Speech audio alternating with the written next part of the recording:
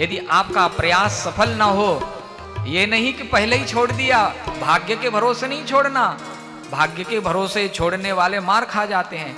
भाग्य कब माना जाएगा कि ये भाग्य ही ऐसा करा रहा है? प्रयास करने पर भी आपका प्रयास सफल नहीं हो रहा है तो समझना कि नियति ऐसी ही है।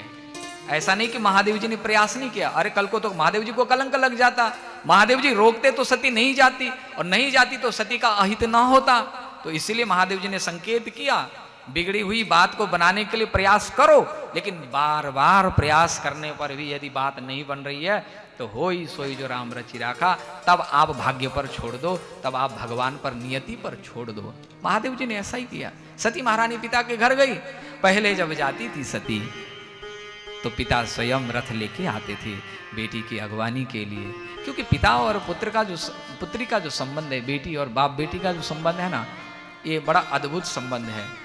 माँ का जो आकर्षण होता है वो बेटे के प्रति ज्यादा होता है, ज्यादा लगाव होता है, और पिता का जो आकर्षण है वो बेटी के प्रति ज्यादा होता है। और घर में भी प्रायः हम देखते हैं कि बेटी जितना अपने पिता को पूछती है ना, बेटा नहीं पूछता है। बेटी ही ध्यान रखती है कि पापा दवाई ली कि नहीं, अरे पापा तुम ऐसा क्यों खाते हो, ऐसा क्यों करते हो, ये तुमको नहीं करना। लेकिन बेटा कभी ज्यादा टोका टाकी नहीं करेगा, बेटी जरूर टोकेगी। क्यों? क्योंकि बेटी का लगाव पिता के साथ में ज्यादा है, और पुत्र का और माँ का संबंध ज्यादा है। माँ चोरी छिपे अपने बेटे से ज्यादा लगाव करेगी, प्रेम करेगी, मेरा बेटा मेरा बेटा। बेटी को थोड़ा सा कम करेगी। ये स्वाभाविक संबंध है। तो कल तक तो पिता स्वयं लेने के लिए आते थे, आज पिता ने सती को आता हुआ जब देखा, मुंह मोड़ लिया।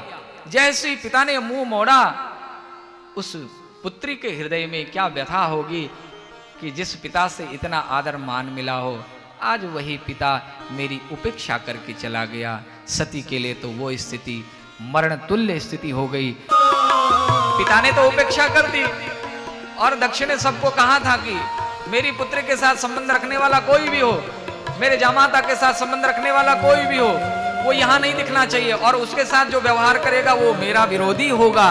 इसलिए किसी ने सम्मान नहीं दिया। माँ आई, माँ ने देखा कि बेटी आई है तो माँ का हृदय भर आया।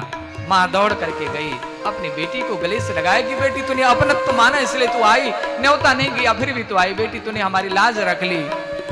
सादर भले मिले एक माता, सादर भले एक माता, भगिनी मिली बहुत मुस्काता, भगिनी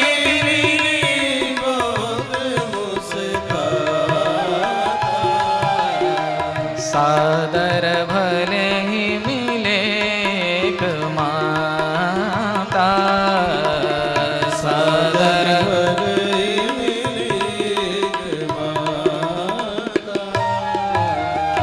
बहनें आई मुस्कुराती हुई मिली।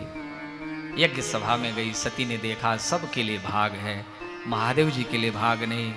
सती महारानी का मन व्यथित हो गया। सती महारानी ने कहा कि शिवद्रोही के अंग से मेरा जन्म हुआ, अब ऐसे अंग को मैं रखूंगी नहीं, मैं आज ही इस अंग को छोड़ देती हूँ। सभा के मध्य में बोल पड़ी, अब मैं इस शरीर को नहीं रखूंगी, मैं स्वाहा कर दूंगी। योग का आश्रय लिया और सती ने देह का त्याग अपने पिता के घर में किया।